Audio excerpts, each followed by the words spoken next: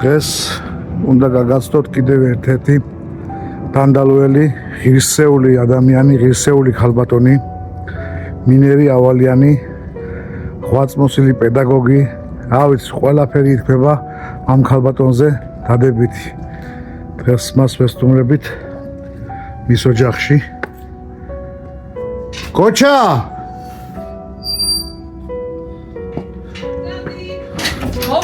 გამარჯობა. ჩემი რესპონდენტის სახში ვზანდება? მინე. მობზანდი. ძალიან კარგი. გამარჯობათ. აი ჩვენი რესპონდენტიც ქალბატონი მინერი, გამარჯობა ქალბატონო მინერი. მადლობა. გილოცავთ 8 მარტს, დედის დღეს, ავიდით მთელ მარტს. მადლობა გაიხარეთ. სხვა როგორ ბრძანდებით? მადლობა არამიშავს, თუ კარგი ბრძანდებით. არამიშავს მინერი ხალხო. ჩემ შესახებ შეიძლება იცოდი ახლა რომ მე დანდაველებს ვეძებ, ყველა ასაკოვან ადამიანს ვეძებ და მასთან პატარა სიუჟეტებს ვაკეთებ და მოგაგენით თქვენც. როგორც ჩემი ბიძაშვილი ახლა ერთ-ერთი ჩემი ბიძაშვილის უნდა იყოს. ძალიან ბევრი რესპონდენტები ყავს ჩაწერილი და ერთ-ერთი თქვენც უნდა ჩაგწეროთ და ნახოთ ერთი როგორ ის გამოგვივა. მე მგონი კარგი ის გამოგვივა ურთიერთობა ინტერვიუ და რა ვიცი. ქალბატონო მინერი ალბათ მაყვალა. და მინერსაც ნაშობია, იმ უფრო მიცნობენ. მინერი და მაყვალა, ესე იგი გავითვალისწინებთ ამას. რამდენი წისა ბრძანდებით? ბრძანდება ჩვენ 88. 88 წლის ბრძანდებით. ყოჩა. რა კარგად გამოიყურებით და როგორ ლამაზად გამოიყურებით. ყოველთვის გამომდის ერთ და იგივე შეკითხვები, მაგრამ რა ვქნათ, ესეა ჩემი ის პატარა სიუჟეტების პროექტი. 88 წლისა ბრძანდებით. დღემდე ასე ლამაზად, ჯანმრთელად მოხვედით დღევანდელ დღემდე. მინდა რომ ეს ამით დავიწყოთ ახლა რომ დაწყებული თქვენი ბავშვობიდან დღემდე რომ ასე მოხვედი, ეს პატარა ისტორიასავით, პატარა ჩანახატსავით რომ ჩავეტიოთ ერთი 25-30 წუთის განმავლობაში მოვყვეთ და ვნახოთ. სად დაიბადეთ? პირველში რა თქმა უნდა დანდალველი ხართ და მაყვალა ოსმანის ასული. დაიბადე სოფელ დანდალოში 1937 წელს.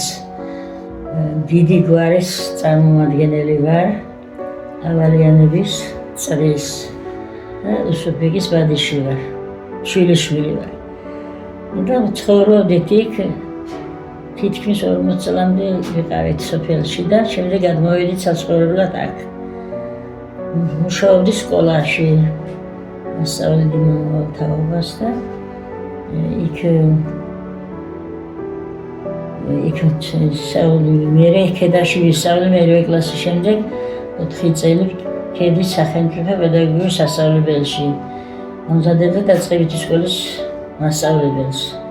შემდეგ გავაგრძელე ისე მუშაობა დანდალოში და იქ ავედით ადგილობრივი მცხოვრები იყო დავით არძენაძე.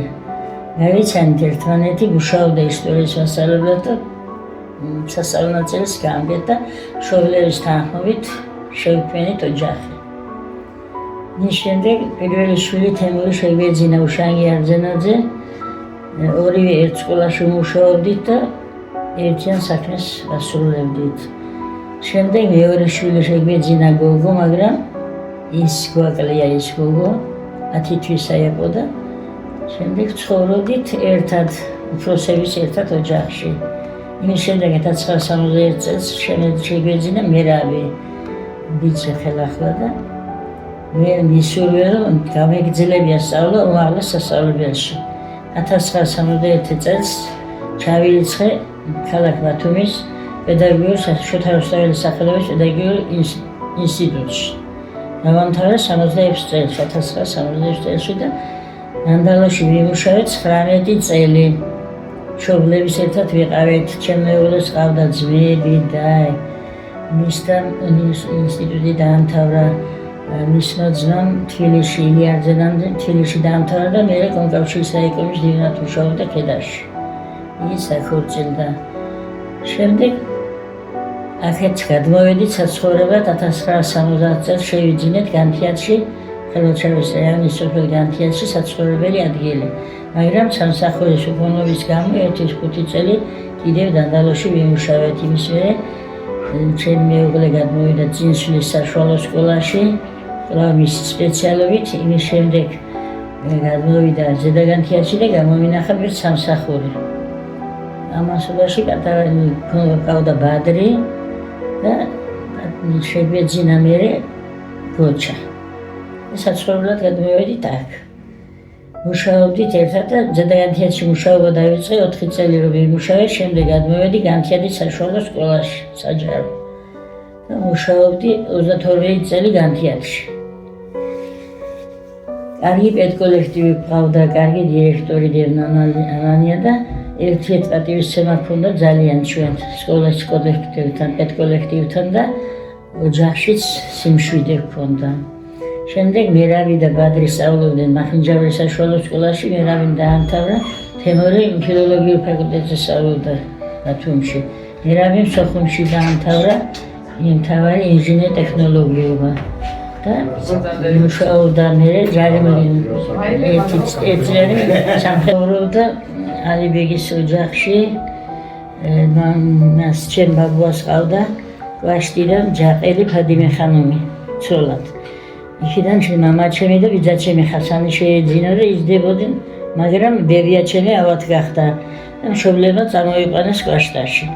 ბაბუაჩემი დადიოდა თურქეთში, მაშინ იგი კონტრაბანდისტობა იყო, უსუპბეგი და ეძინებოდა ძვირფას საქონელს და მუშაობდა ქედის მაზრაში და ცხმორეში და სიტყვას გადაჭრიხან ბაბუაჩემი მონაწილეობდა ყველა საქმეში. შემდეგ ბაბუაჩემი თურქეთში დადიოდა, გაიცნო იქ ხვირი ქალბატონი, ერთი შვილი ყავდა იბრაიმი. და მე ჩამოვიდა და აქ ბაბუაჩემი აქ იყო, იმ ქალმა ჩაიწვა მამაკაცის ტანსაცმელი და გემით ჩამოვიდა ბათუმში და ბაბუაჩემთან შეეძინა შემდეგ 3 შვილი, მეხბულე, ფიქრიე და ნოდარი ხუსნი ავალიანი. იზრდებოდნენ, მაგრამ ხუსნის დაბადები ხან ქალბატონი გარდაიცვალა და ნოდარის დიდა მისი ბიცოლა მირიბანი კეკელიძე. მეძუძური ყავდა ერთი შვილი და ერთად ზდიდა. მის შემდეგ დარჩენ უდედოთ შვილები და კიდევ დაქორწილა და მოიყვანა მესამე ცოლი ბერიძე სულთანი. იქედანაც შეეძინა 3 შვილი და მე-4-ზე შემდეგ ეს ქალბატონიც გარდაიცვალა. ამასობაში იყო ძალიან ხელისუფლება შეცვლილი იყო, სიმტკიცე იყო, მთავრობას არ აწყობდა ასეთი ძლიერი ხალხი და ყავდა ჯაშუშები, ჩამშვები ხალხი, ორი სიტყვით აპატიმრებდა ხალხს და ბაბუაჩემი, მამაჩემი, ბიძაჩემი ერთდროულად დააპატიმრეს. და დახვრიტეს 37-იან წლებში.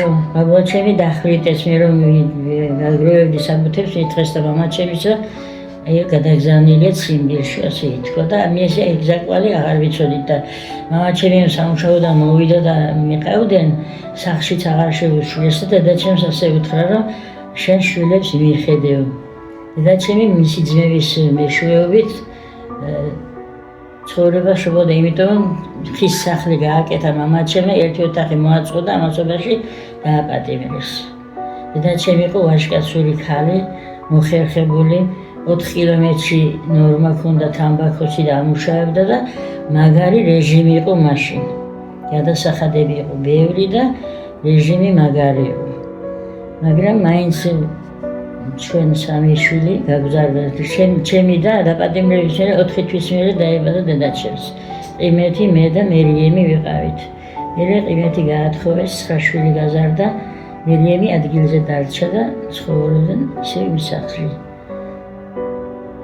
შემდეგ აქეთ რომ ჩამოვედით, მუშაობდით სკოლაში, მრავალი აღზრდილი მყავს, კარგი პედკოლექტივი ჰქონდა და ურთიერთპატივისცემა იყო ძალიან.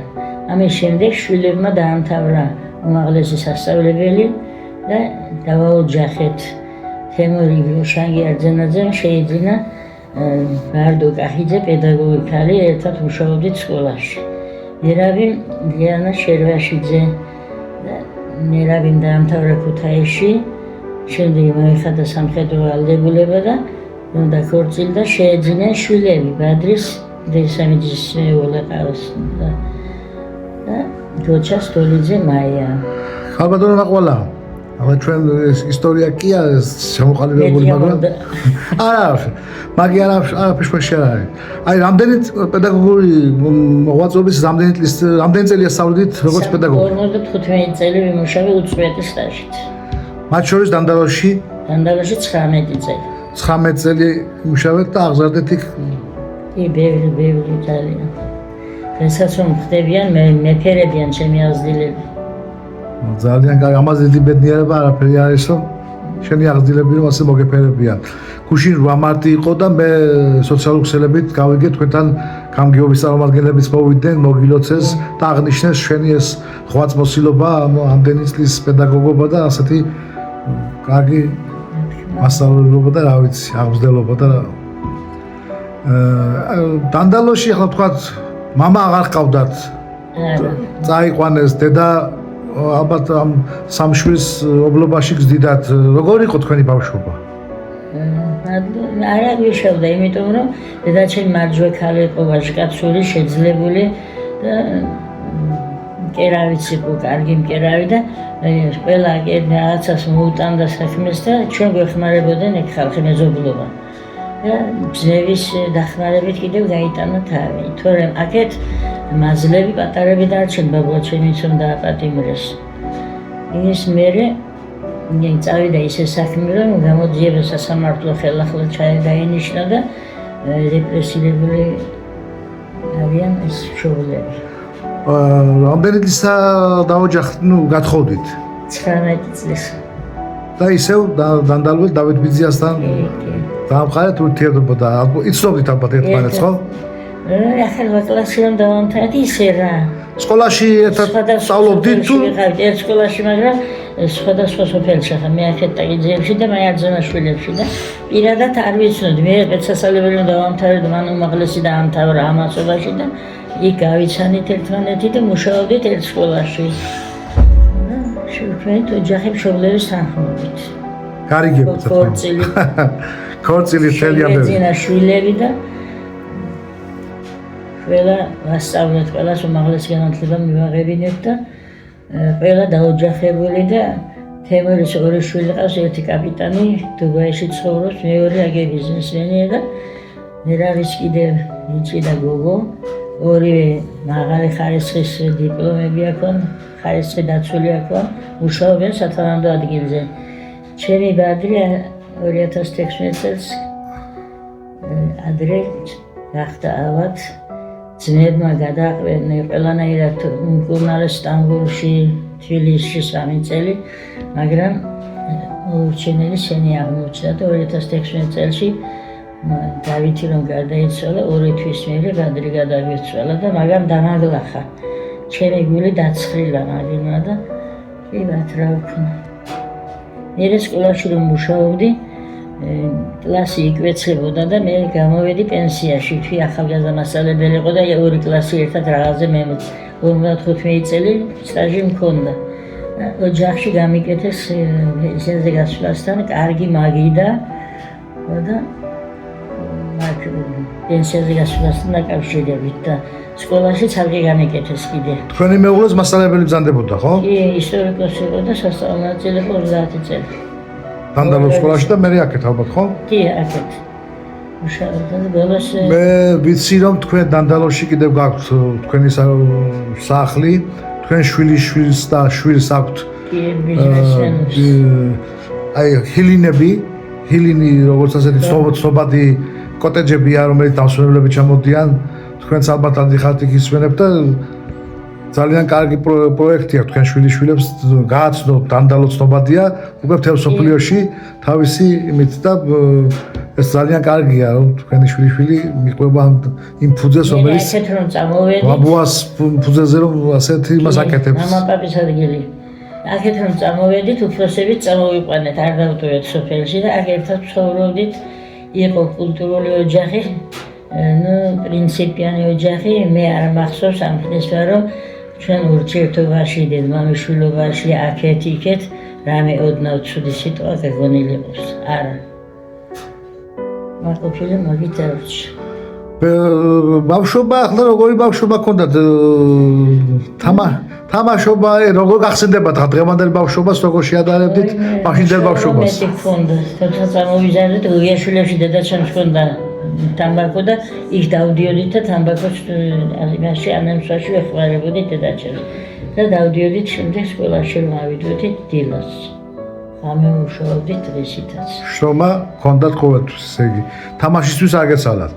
არა, თამაში ახლა სახში პატარასი ერთად დერიშნი თამაშებით, მაგრამ როგორც ასეთი ახლა მთელი დღე არ გვეცალა, მუშაობაში ვიყავით.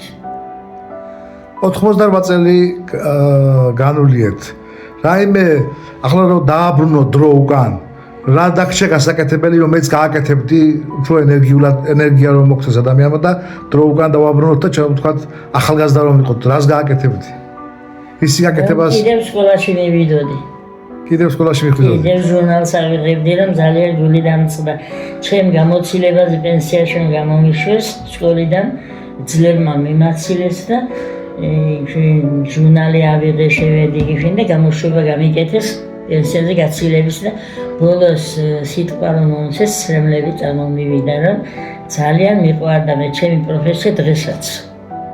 დღესაც მიყვარს და რა ვიცი, ახლა დანარჩენი შვილები ღმერთს მადლობა არიან მამაზად და შვილები ყავთ მაგინს, ცხოვრობენ ცალკე, ყველას მისი კუთხე აქვს და რამდენი შვილი ხავთ? შვილი 9 შვილი მყავს და 14 შვილთაშვილი.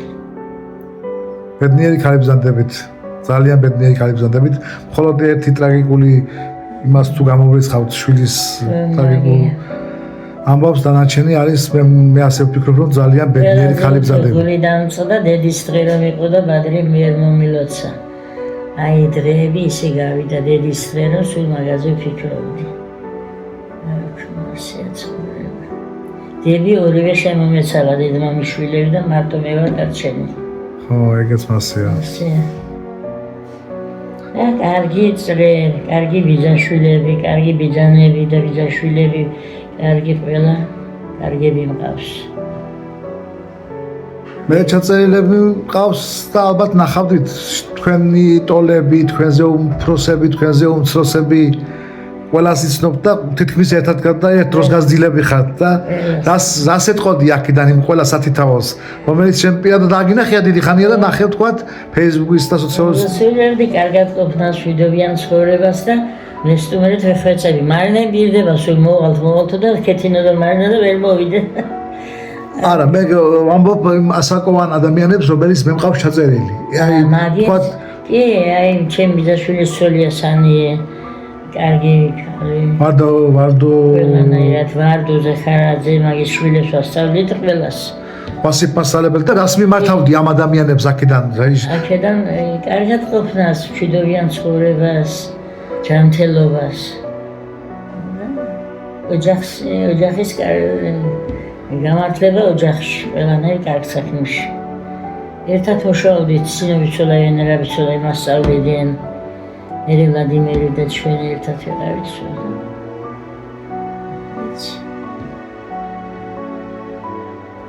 რას უსურვებ ახალგაზრდობას? დღევანდელი ახალგაზრდების პოზიცია როგორია, როგორ მოგწონს?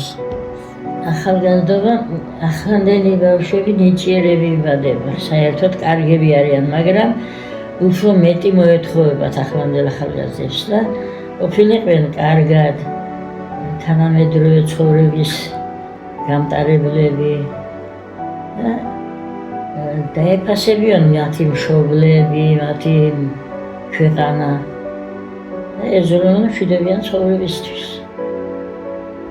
ბატონო მაყვალა, რა ტრადიციები იყო მაშინ სოფელში, რა ტრადიციებს მისდევდით, რა ხდებოდა, როგორ ხდებოდა ეს ყველაფერი? მშობლები უფრო მუსლიმანურ სარწმუნოებას მიყვებოდნენ. ჩვენ ბავშვები ახლა სწავლა და სკოლა და საქმე და მუშაობა. ისე ტრადიციები, სხვა რამე ისეთი არ არის, ხო? ახლა სკოლაში რაც გევალებოდა ვაკეთებდით იმას, დანარჩენი ახლა ოჯახში რამეს არ დავაშავებდით, რაც ტრადიცია მოდიოდა ბოლოდან ვიუყვებოდით მაგას. დედაჩემი სტროგი ქალი იყო, ვაჟკაცური ქალი იყო და ყველანაირ ტრადიციას ახორციელებდა. სხვა კიდე რა შეიძლება ითქვას, გაიხსენო, შენი ყველაზე ბედნიერი დღეები, ან რაღაც დრო, პერიოდი შეგიძლია აღწერო? პერიოდი, ახლა თუ კურსებზე მიმავლინეს, სახელოვნების კურსებზე აქედან სკოლიდან და იქ აკაკი ზოიძე იყო ლექტორი და ვიტარებდა და გვითხრა რომ ახლა 9 საათი მოგცემთ უფლებას და თქვენ დაწერეთო სტუდენტები დაგვაჟინა მასწავლებლები და დაწერეთო გზა სახლიდან სკოლამდე. ყველა თქვენი სახლიდან სკოლამდე ახლა და მე დავწერე რომ განთიადი როგორი სოფელია შეფენილია ფერდობზე ზღვის სანაპიროზე არის მაქვს იგი დაწერილი მე ვიტყვი წევკითხო არა ხო და მაგრამ გზა არის ძალიან ორმოებია და სისველი და ბავშვები ფეხნისველი მოდიან სკოლაში და ვაშრობ მეთი და დიდი ევკალიპტებია აქეთრე ძალიან და ერთხელ ქარიშხალი რომ ამოვარდა ბავშვების ერთად მივდიოდი სკოლაში ყველა მე შემომეხვია მეთი და ყველა შეშინოდა რომ ტოტი არ დაგცემოდა და მე მივედი სკოლაში და იმ დღეს ვაცნობდი ახალ ასოს და გავაცანი და მაგრამ როცა ვბრუნდებოდი სახში ფიქრობდი რომ ნეტა რამე ხომ არ მივაკელი როგორ გაიგო ჩემო მოსწავლეებმა ახსნილი გაკვეთილი და ვცდილობდი რომ კარგი კლასი მყოლოდა და სასწავლმაწილი იტყოდა რომ გამგერო ყველას კლასიო ყველას ჯობია მინდოდა რომ მე ორჯერ არ ვათქმევიებდი დირექტორს შეიმას საქმეს იტყო და ვაკეთებდი ყოველთვის 98 წელს ბრძანდებით ახლა და სახში ახლა რა საქმიანობას აკეთებ როგორ ახლა ძალს როგორ ეხმარები ძალს ახლა ვეღარ ვეხმარები იმიტომ სიარული გამიჭირდა ჩემი იგი არ საქმე ახლა თვითონ აკეთებს ბევრი არც ვარ სახში და ძლებიც ამოდიან და ეხმარებიან ზოგჯერ ასე ერთმა მოიყონა სახურაძისა ბადიშმა გოგო სახურაძისა ერთი შვილი ყავს და მეორე ლორთქიფანიძისა ხელი აქეყენ თორნიკე და იგი მე დავხვდები გომარბიძისო თქვა ხო მაშინ მივიყვანოთ ფინიშისკენ და რას როგორ დალოცავდი ჩვენს ქვეყანას ჩვენს დანდალოსთან დაწყებული რა ვიცი მითამთავრებული რას ეტყოდი და რას მიმართავდი ჩვენს სამშობლოს და ჩვენს ქვეყანას ხალხს პირველში მშვიდობას უსურვებ რა ვიცი ახლა ყველაფერი კარგია ჩვენ ბუნება ახლოს ზღვა ყველაფერი გართობის საშუალებაც არის მაგრამ ყურადღებას მეტი უნდა ყურადღების გამოჩენა ქვეყანა ბერძნებით ვერ დაწყვა და აი ამაზე ყველას გული ტკივა დაწყება ალბათ ხო? კი რა თქმა უნდა იმედი არის ერთმანას ეკნას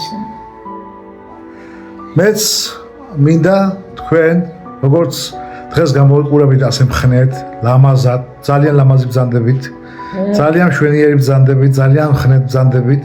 მინდა გისურვოთ კიდევ დიდხანს და დიდხანს იყო შენი შვილები, შვილიშვილების და შვილთაშვილების გვერდში და რა ვიცი, მე ყველა რესპონდენტს ვეუბნები რომ რამდენიმე წლის მერე თქვა მე 50 მაგ თქვა, მაგრამ ყოველ შემთხვევაში 50 თუ არა 20 წლის მერე შევხვედროდით ერთმანეთს და კიდევ ასეთი მიწერია მაგია, ოღონდ არ ვიცვალო, მაგას ვეხვეწები ღმერთს და მარჩენი და ყურადღება არ მაკლია, ექიმია, წამალია, თავზე დადგომარი, მომსახურება, ახლა რამეს აღარ ვაკეთებ საქმეს, აღარ შემიძლია ვერ დავდივარ და არ აქვს მინეთი.